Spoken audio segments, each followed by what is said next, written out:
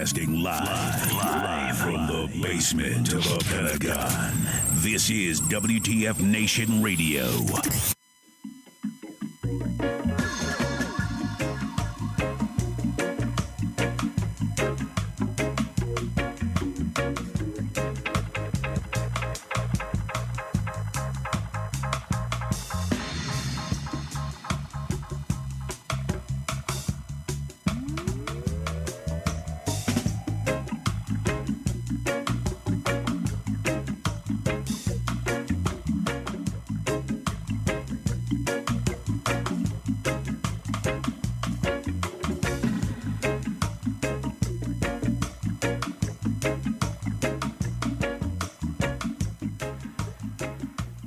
And good evening, ladies and gentlemen, boys and girls. You are tuned in to WTF Nation Radio.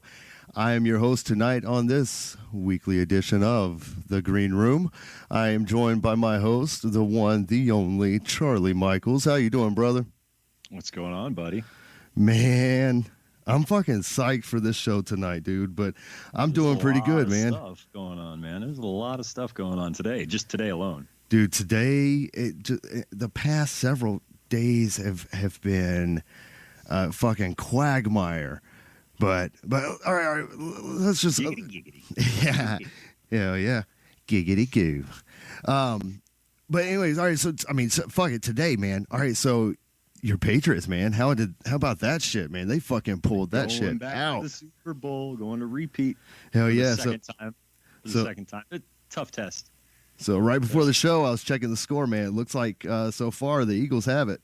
It's a long way to go, but the Eagles are up. I'm scoreboard watching too. Word. There was a lot of drama leading up into this game with the Eagles and the Vikes, because this is a home game for the Eagles. Except it's. Well, I mean, no, it is a home game for the Eagles. Oh, but if the Eagles decided to try to get their fans into it. I don't know if someone asked them to, or if it was just someone doing whatever just to try to give the team a hard time. All right. But a group of people got outside of the hotel. They found out what hotel that the Vikings were staying at. And they had a bunch of foghorns, a bunch of air horns, and they were just blaring them all throughout all night last night. I mean, the game wasn't until it started. Kickoff was about an hour ago?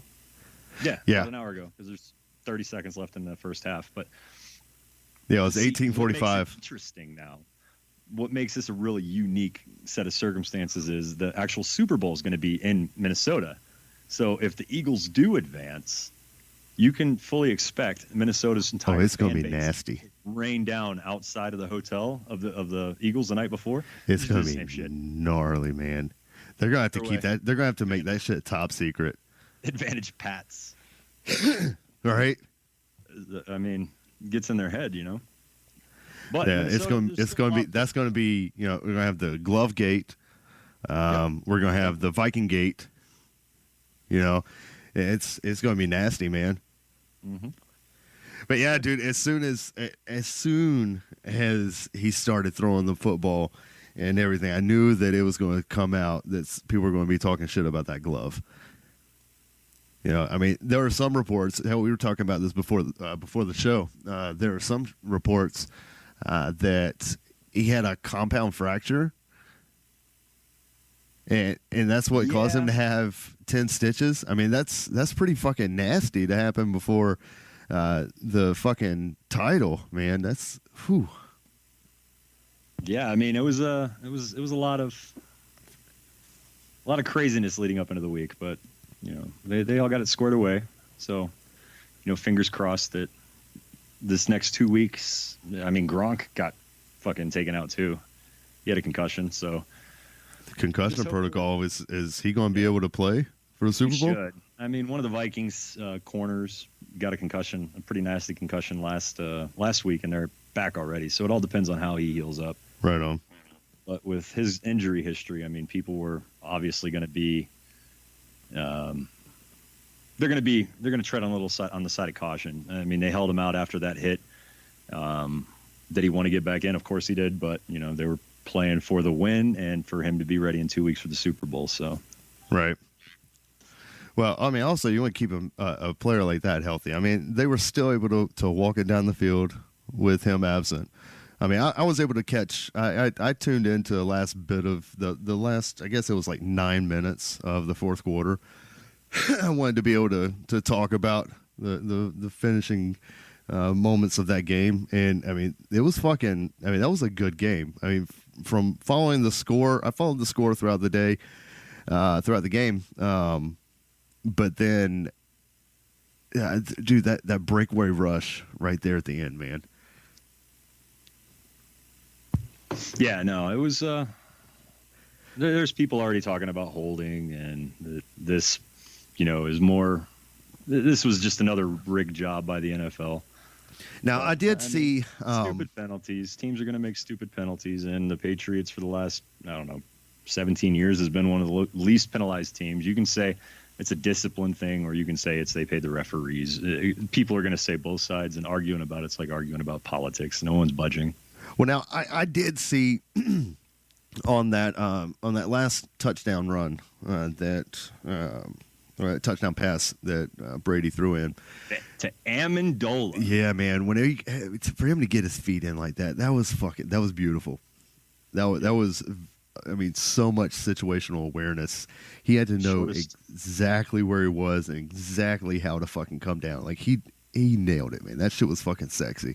Absolutely. It was the shortest dude on the field. The fucking dude had the biggest heart, though. I mean, he was crying after both touchdown passes. It was a big deal to him. Oh, hell yeah. And it ought to be, man. He's had a huge fucking season. Well, not just that. I mean, if you look at the first 5 years of his career with St. Louis, I mean, the dude was hurt every fucking season for missing double-digit games. But since coming to the Pats, Edelman went down, and even though he's hit, or even though he's beat up, he's doing better. He's in there playing. He knows he needs to do his job. So, well, on that particular play, I went back and I watched it like 2 or 3 times. Not what they were paying attention to as to whether or not his feet came down, but back at the line of scrimmage, or just whenever Brady dropped back for that pass. Right. All right, there was a really fucking close call, and it looked like it was a missed call and a holding. I couldn't tell which defender came through, but he got past the defender, and the defender came back to block him, which was an illegal block. So, I mean, that happened. Yeah, I mean, it could have. I don't really see it, but, I'm a biased Pats fan.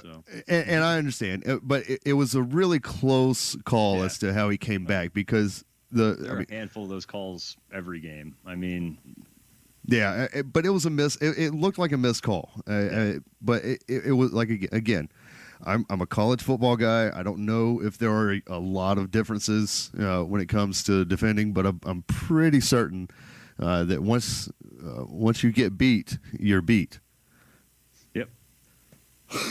So that looked like a missed call, but otherwise, the rest of that, that was some fucking clean playing. I didn't see a whole lot of missed calls. I didn't see any blown plays. I saw some fucking badass fucking defense come out.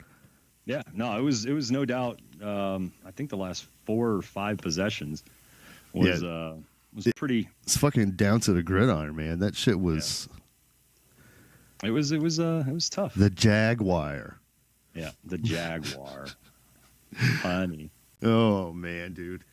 So hell yeah, man. What I'm working on right now is getting the Facebook Live video up to WTF Nation Radio's main page. For some reason it ended, so I'm trying to get that back up to you guys, and should be there in a few minutes. Heck yeah. Yeah, right on. So if you guys are tuning in, the way that we work it, me, Jason, I run the broadcasting side for out to get us out to WTF Nation Radio, and my buddy here, he's the one that runs the rest of the magic to get us out there on all of the other platforms. So we appreciate you tuning in and having patience with us. But hell yeah. So Charlie, man, how was the rest of your week, man? It's pretty good, man. Pretty good. Back in school, so little busy, but joy. yeah, That's all right. dude, that's a whole nother level of stress that, on top of being Mr. Bomb Man, like that's fucking legit, dude. Hell yeah. So, I mean, I wouldn't trade it for the world, though. I mean, Oh, hell my no. kids are awesome. Going back to, I kind of really couldn't do much after being retired from the Army, having seizures, but 12 years in the infantry. You can't really translate too much if you can't carry a gun. Yeah, right? So, I mean. So unless you want to be armed security or you want to be overqualified for your local police department, good luck. Yeah, for real. But I mean, even still, infantry, we develop too many habits, I'm told. So that's problematic for some. For many. You misspoke many. Yeah, I did. Kind of. Hell yeah, no, man. It's been a pretty busy week. What about you, man? There's oh shit, man. On? Dude, we've been swamped this week. All right, so Mrs. Jason, we are going in tomorrow morning very early to Cape Fear to get our baby. She is going to, we've got a scheduled C-section, and we are going to meet Connor, man. I'm fucking super stoked for you, man. Oh man, that's awesome. I cannot explain to you the level of excitement, and you understand because you've been there, and any other father that's listening to us, guys, you get it, right? But if you, for those of you out there that don't have children, like, there's no way fathomable that you could understand the level of excitement. Did you just make up a new word? Fathomable? Is that a word? Fathomable? Yeah, feasible. Man. No, able to be fathomed. I'm pretty sure that's correct. You know what? Anyway, you know what? Could be right. So anyway, there's no possible way for you to understand the joy that I'm feeling right now. Like, it's fucking, oh man.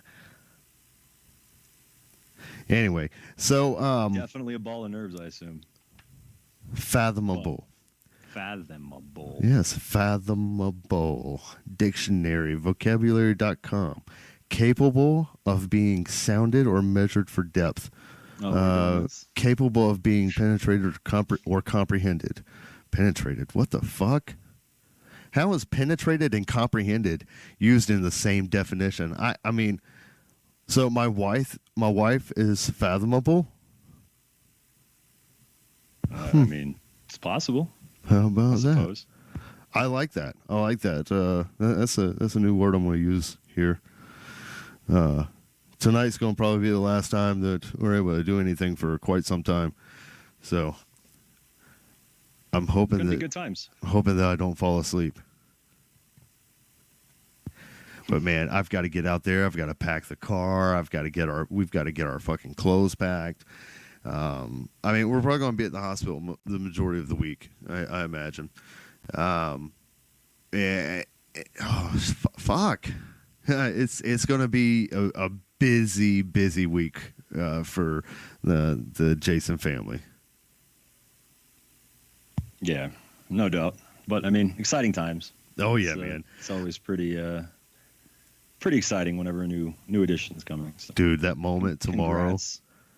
That moment tomorrow, whenever I get to hold that little boy in my arms, man, fuck, I'm excited, dude. I can't wait. But the missus, she's a little concerned.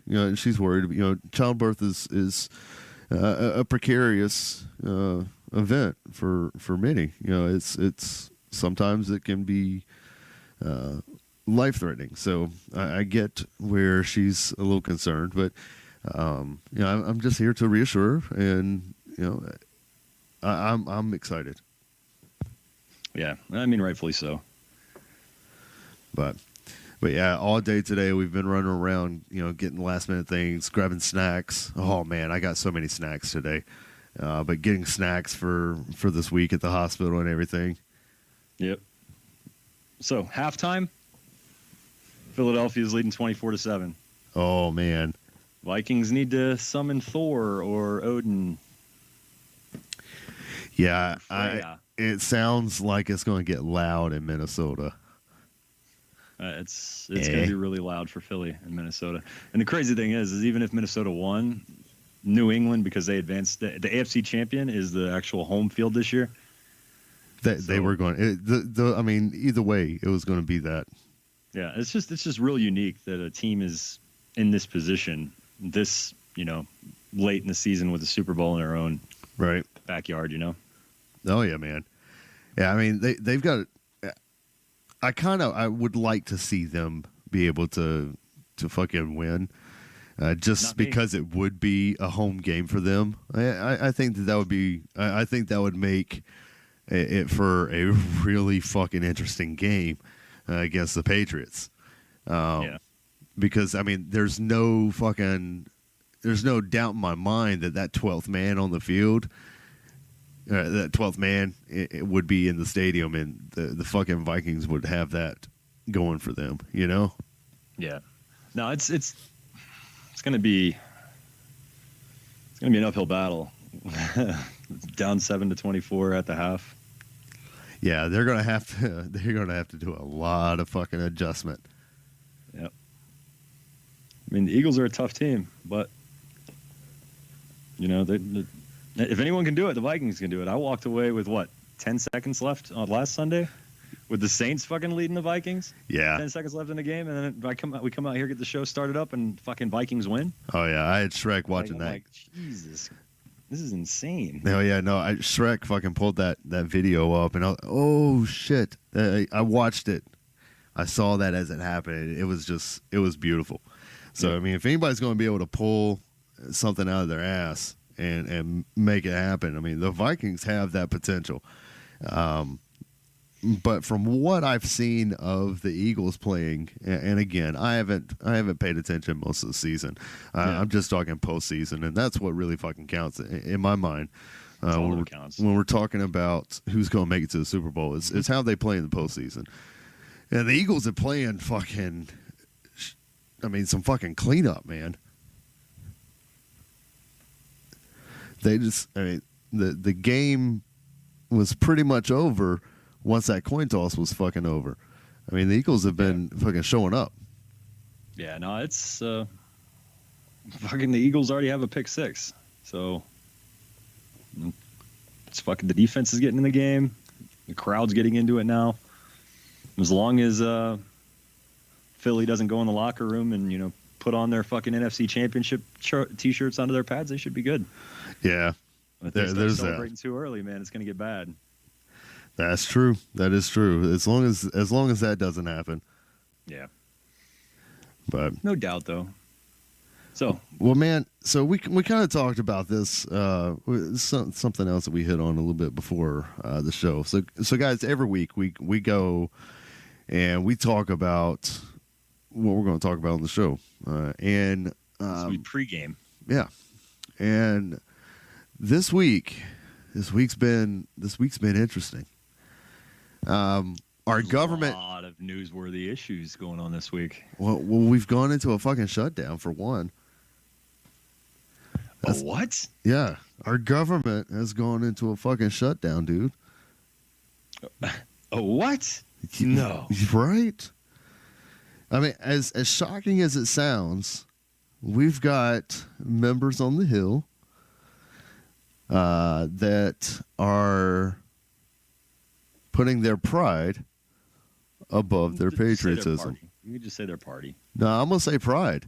I'm not even going to say party. I mean, we fuck up and we think of our government in a bipartisan type of system. But we've got so many fucking sub-parties, all these fucking subcommittees. Those are just little fucking parties within a party.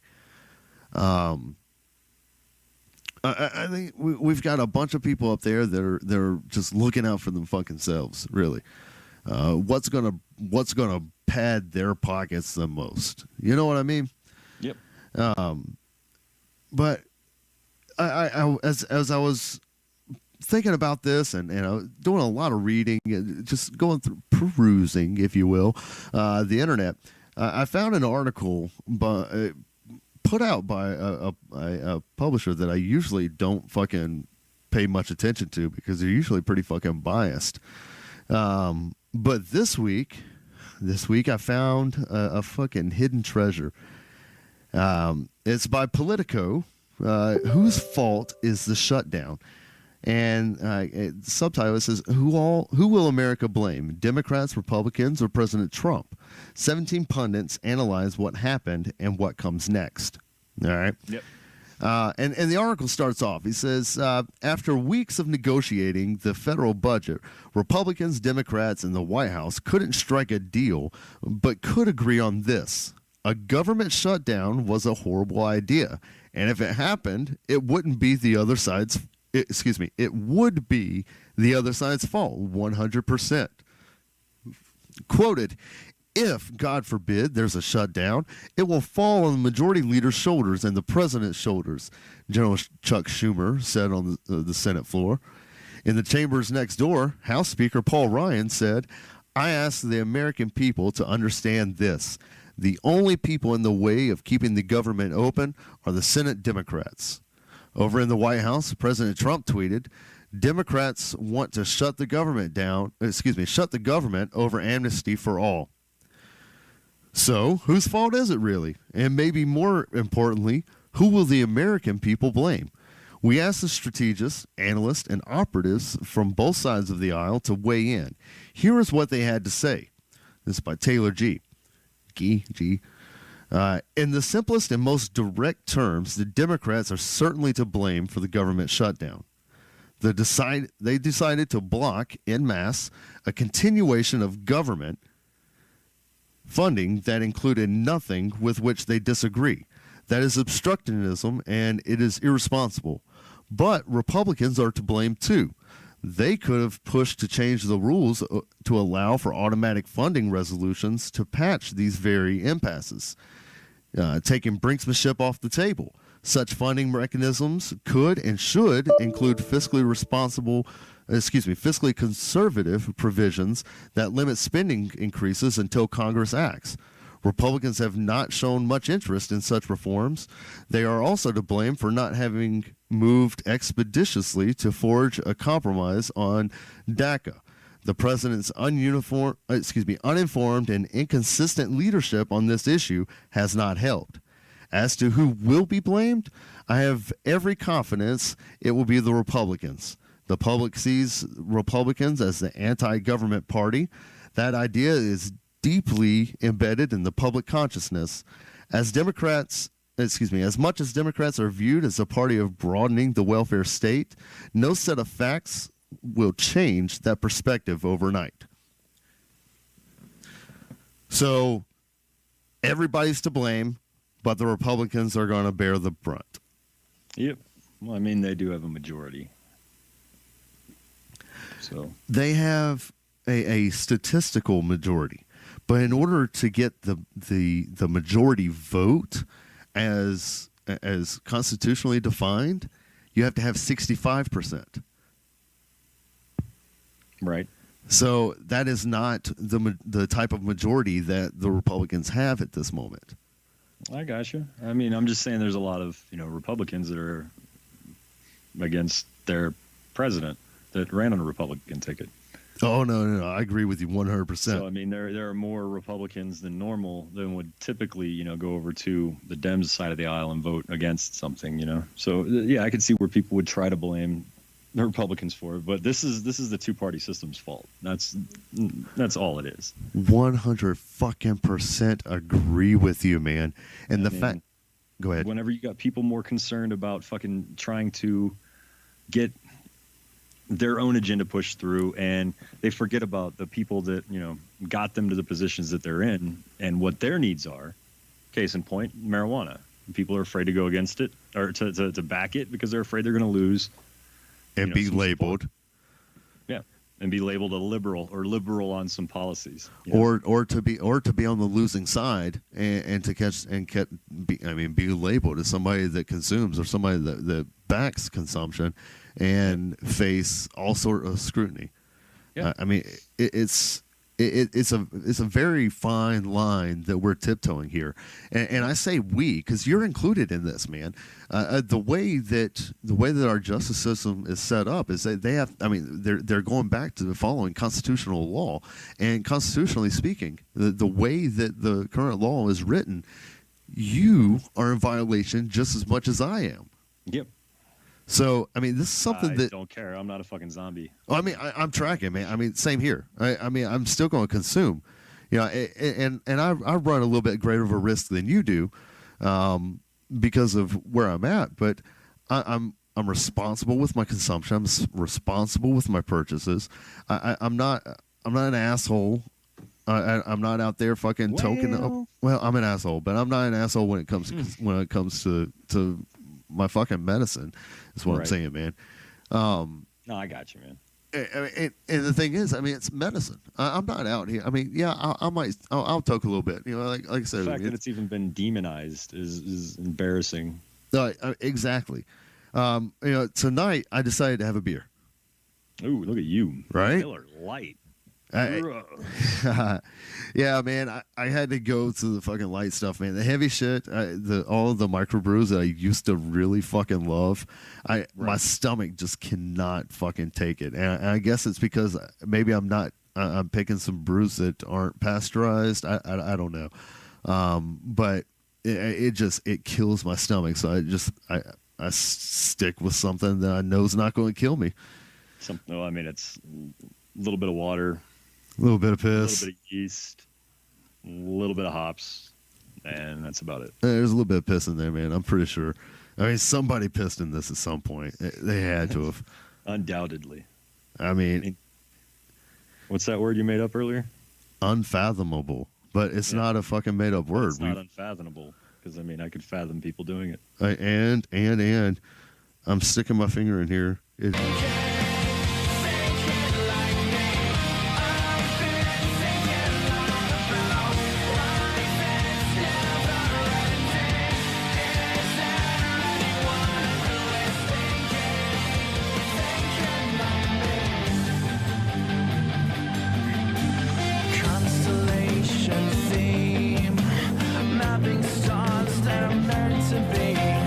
Geminis are free of suicide.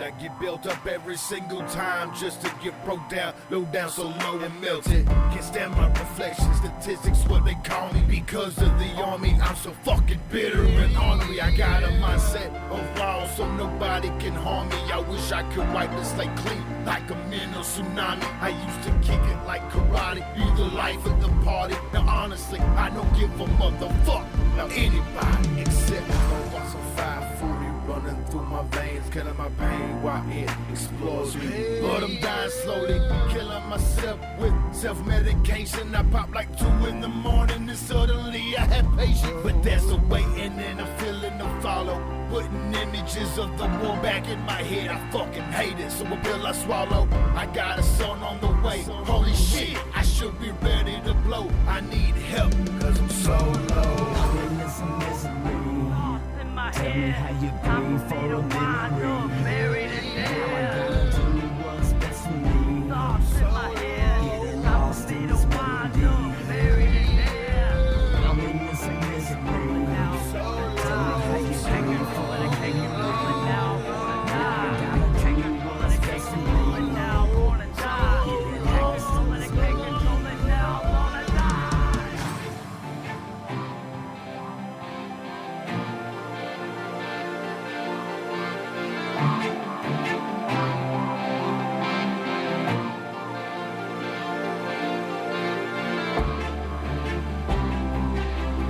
Cause I'm so low.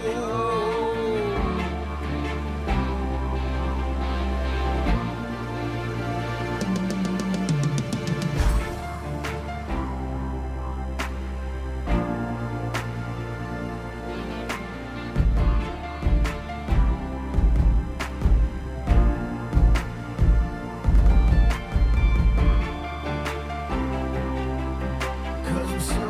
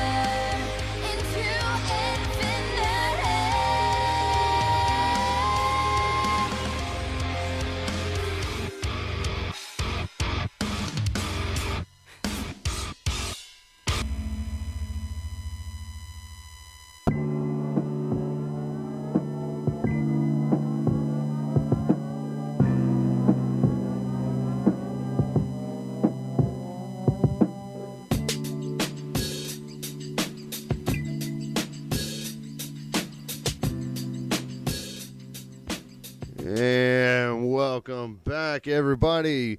If you've been joining us and looking forward to joining us on Facebook Live, appreciate your patience with us. We had some technical difficulties there, but guys, we appreciate your patience, your tenacity, and your patriotage for joining us again. It is unfathomable, the fucking loyalty that we have and the warrior community. And guys, we really appreciate you joining us. If it's your first time joining us, you're listening to The Green Room. Welcome to WTF Nation Radio. I'm your host, Jason. I am joined by my homie, the one, the only, Charlie Michaels. How you doing, brother? Welcome back from the fucking break, man. That's me. hopefully everything's squared away now. I mean, shows that we're up and running on Facebook Live on both pages, so we should be golden. Heck yeah, man. I mean, it just dropped for no reason earlier, guys. Yeah. So I mean, we apologize for that misstep I'm there. keeping an eye on it though. Fuck yeah, man. So going back in before the break, we were talking about this government shutdown. How it's affecting everybody. We're really not even sure. The fucking long-term repercussions are still yet to be seen. But when it comes down to it, I mean, who are we supposed to blame in this? And that's kind of where we were going before the show. Before the break. And we've got this article on Politico, and again, for you guys that are just joining, I usually don't spend much time looking at Politico because they're usually pretty fucking biased. However, this particular article is pretty well unbiased, and it's pretty balanced down the line. It's analyzing the inputs of 17 pundits on Capitol Hill. And going back into it, let's just go ahead and dive straight in. Discussing the shutdown, a friend asked me this morning, this is by Scotty Neal Hughes, as a political strategist and former surrogate. She's like one of the biggest Trumpers. Right? And going out discussing the shutdown, a friend asked me this morning, can the Republicans tell the truth better than the Democrats can lie? If Republicans can tell the truth, then the blame will correctly fall on the heads of the Democrats. If Republicans can get their message out, then the GOP will once again be blamed for the shutdown. In reality, both rosters in Congress share the blame. On one side, Democrats are willing to hold government funding hostage and have prioritized 700,000 DACA recipients over American citizens and their children. Republicans, on the other hand, have continued to kick the budget down the alleyway by avoiding the tough votes, and now the budget fight has erupted into a dumpster fire we are dealing with today. It is a Democrat talking point that Republicans are in control, but in reality, it takes 60 votes to pass any legislation in the Senate, and the GOP only has 51 votes, calling for some give and take to occur in order for any budget to be passed, asking the Democrats to support many of the immigration reforms they have already previously voiced support for, like building a barrier at the border, which Senators Obama, Schumer, Clinton, and Biden voted for in 2006, close paren, and ending, quote, chain migration, see Senator Dick Durbin 2010, is a fair request. Touching a hot stove hurts a lot, and a burn is a terrible injury. The pain lingers for a long time. Shutting the government down is a lot like touching a hot stove. There's immediate pain, and there's a lasting hurt. Leadership in both parties know this, and the competition of who will endure the most pain and for the longest amount of time is more than touching the stove. It's playing with fire. There are no good outcomes from a government shutdown. The party in power will get a fair amount of the blame, but the party out of power will also walk away wounded. Democrats will have a lot of explaining to do for voting against funding the government. They might be explaining for a long time or a short time. But in politics, when you're explaining, you're losing. This will hurt them too.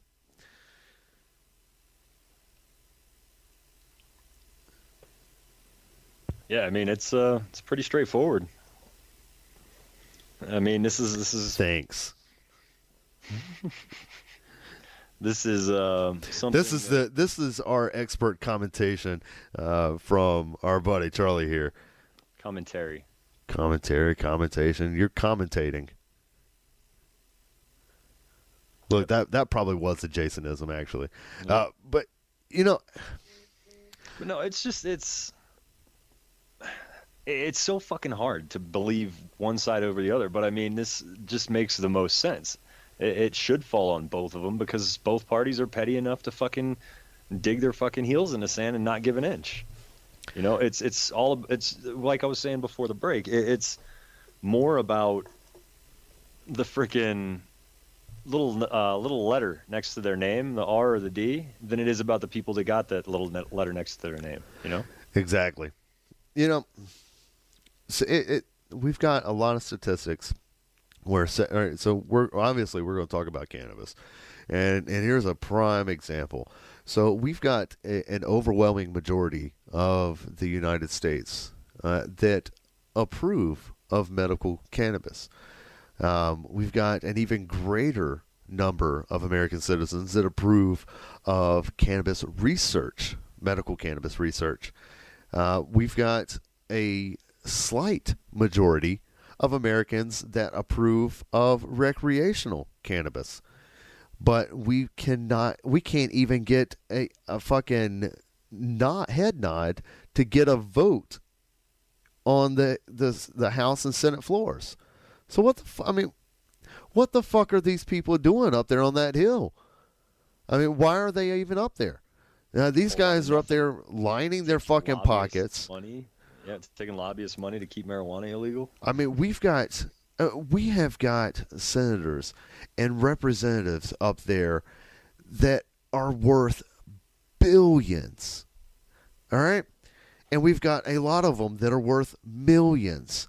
And we've got every one of them that are worth hundreds of thousands because their fucking salary is hundreds of thousands a year. All right, guys? Let's not be fooled. These guys are up there making a fucking killing. And here we are, regular Joe Schmo, down here on the fucking block, down here in the fucking country, out here in the fucking suburbs, fucking, in comparison, slumming it, all right? And they can't even give us these small little fucking gimmies. Like, it's a gimme that cannabis should be fucking legal. It's a gimme. If anything, dude, the population will be a lot easier to fucking control. Right? I mean, the only issue that they're going to have, all right, they're going to get a lot more people that are going to fucking vote in some people that are, initially there's going to be a shock and awe effect because we're going to finally have people voting with their fucking heads instead of the fucking party line. There'd still be the hyper-partisanism, but I don't think it'd be nearly this bad. I believe that we would start seeing some true patriotism on the Hill. All right, so whenever you've got, whenever your people are of an open mind, all right, and we're not even talking about, we understand that not all of America is going to start smoking weed, all right? Yep. But that there are going to be some people that are going to use it medicinally that otherwise would not have because it was illegal. There's going to be a lot of people that do that. All right, so let's blue sky world, right? I love talking blue sky worlds. Let's put some motherfucking birds up there and shit. These utopias, right? We're going to start having a lot of people that are going to start fucking thinking like, hey, look, we actually need some fucking change in this country, or we're going to go fucking downhill. All right, and the people on the Hill are going to actually take time and do what the people want.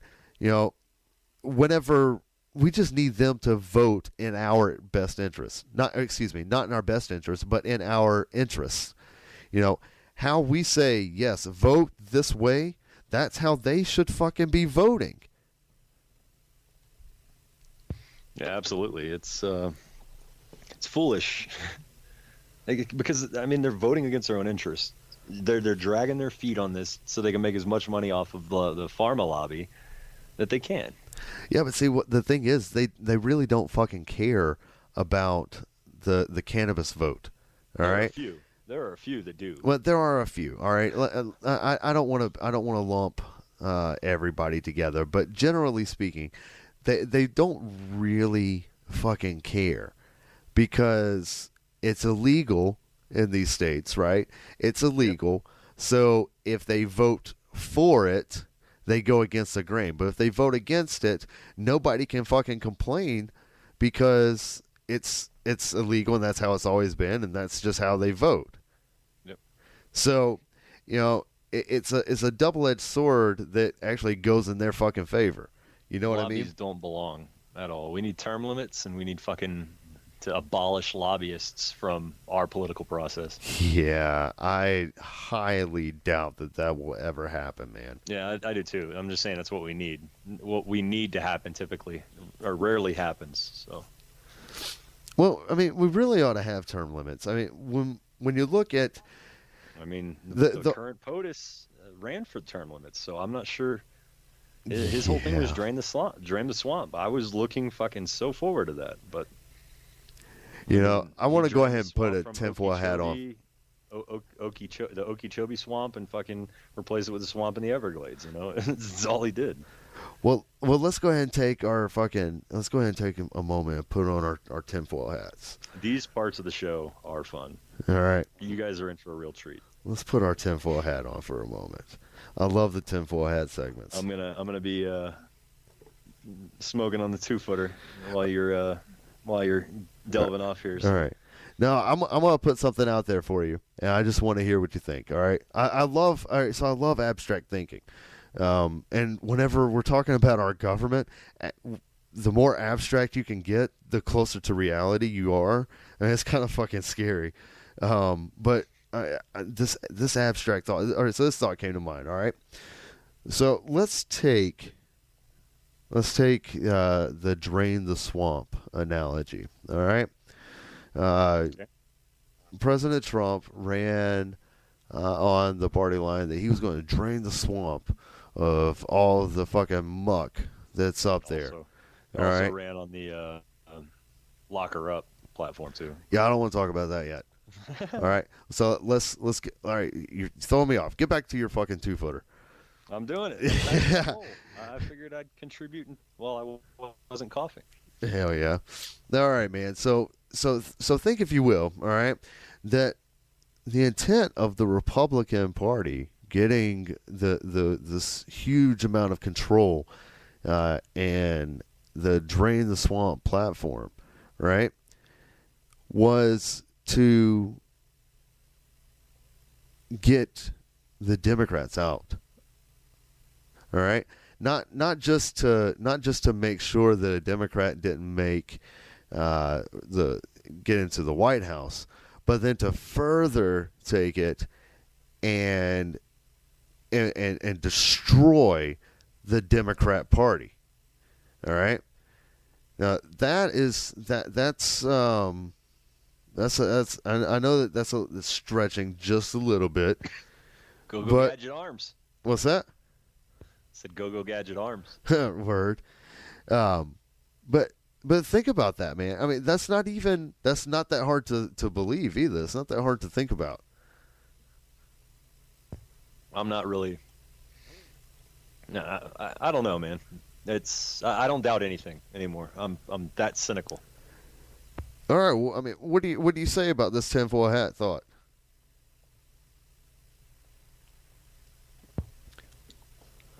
Oh man, you gotta get off of that 2-footer now, man. We're back at the show, dude.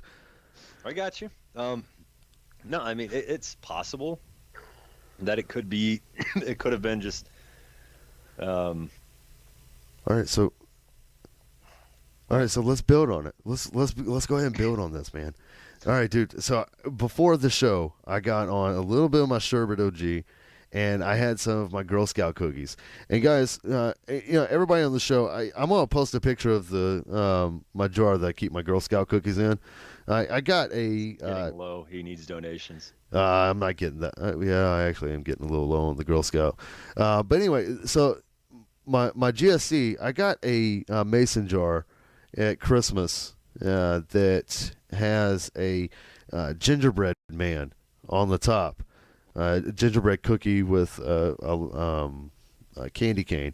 So I kind of thought that was just real fitting to put some Girl Scout cookies in. But anyway, so all right, now let's take this a little bit further. All right, so these Girl Scout cookies have me thinking. What if? All right, what if this is the power move? By in the huge power struggle of the NWO conspiracy theorists, we've got these factions in our government that are always at odds. What if this is the strike? What if this is a coup d'etat where they're just saying fuck it and we're taking it all? Yeah. That's fucking scary, man. Well, I mean, Think about it. All right, like I Yeah, said, no, this I'm is a thinking tinfoil about hat it. segment. This is all fucking what if, but I'm thinking what about if, it. man? Just this island sweet skunk doesn't really have me that swayed. Oh man, I mean, it's a reach, but I mean, I wouldn't be surprised if there was some truth in it, though. Yeah, I mean, there's enough people saying this stuff that, and it's been, a prevalent theory for a long time, and with actual events taking place that kind of help that theory sound a little more convincing. But I don't think this has anything. I just think this has to do with the hyper fucking polarizing political cycle that we had this last election. For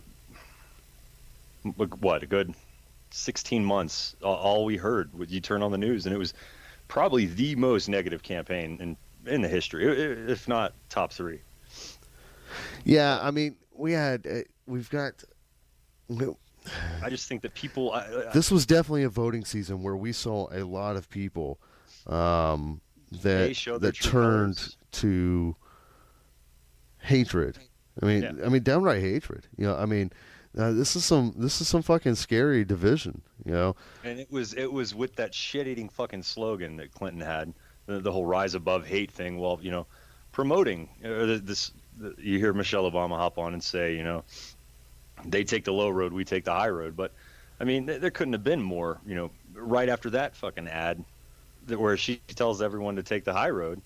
There's a fucking another ad from them just slamming them from the Clinton campaign. So I mean, it's everyone talking out of both sides of their necks, not really knowing what someone's true, thoughts were prior to this election. Now everyone just puts their shit out wherever. Oh yeah, man. So, I mean, that's another thing that adds to the whole polarity issues with, with American society right now. It's.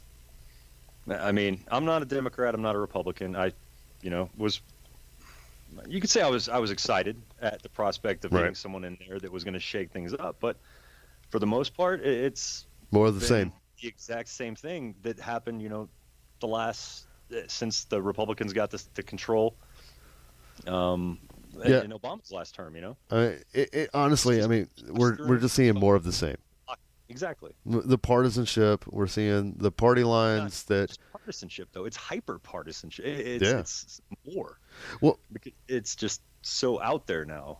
Like everyone's thoughts, everyone's every fucking thought is out there now. right. Thanks, Facebook.